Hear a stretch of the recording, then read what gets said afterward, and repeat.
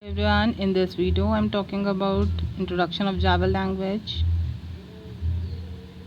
Few points I want to concentrate on.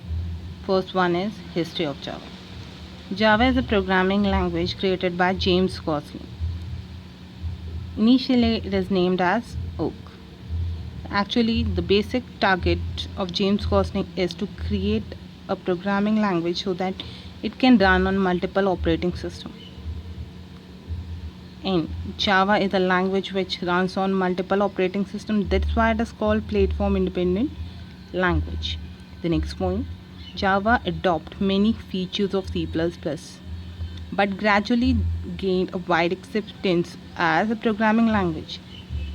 Actually, James Gosling studied C and C++ before creation of Java. And C++ is an object-oriented programming language. That's why we have many features of C++ in Java also. But when it is placed in front of the programmers, in front of the viewers, it accepts a wide importance, and Java replaces C and C++. See, few features I'm talking about. One is Java is object-oriented programming language. In my previous video, I have talked about object-oriented programming. It is basically a concept. In Java language follow that concept. Only one thing which is not in object-oriented favor, that is primitive data type. The next point is Java programs are both compiled and interpreted. Yes, it is. What do you mean by compiled? It means we are finding bugs. And interpreted means we are converting one language into another language. Source program.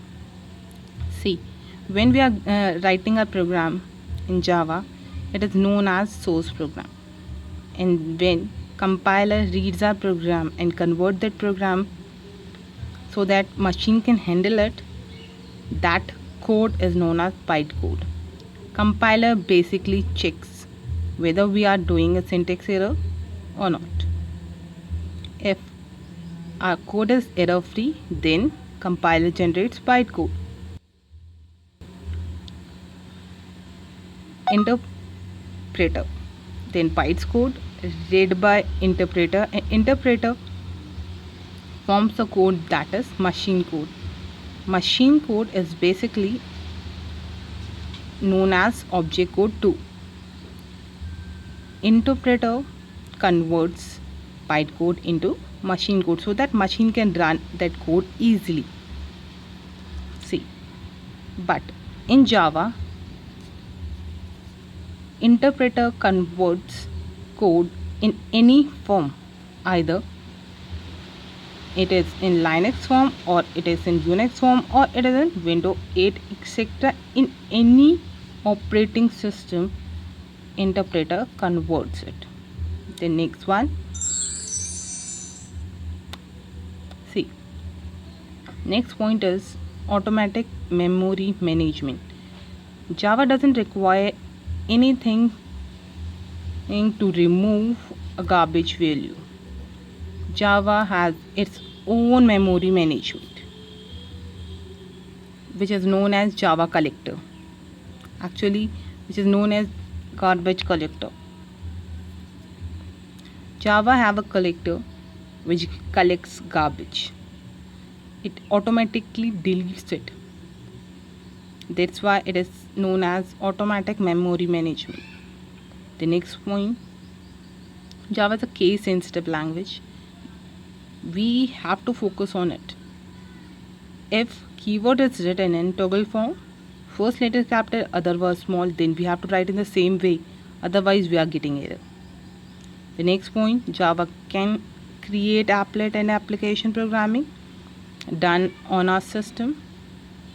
Java can create applet programming. Yes, it can create internet programming too, and it can create local programming too. Next point, Java doesn't use any preprocessor director like C and C++. Java in C and C++, we are using hash include conio.h. Means hash is a preprocessor directive and conio.h is a header file.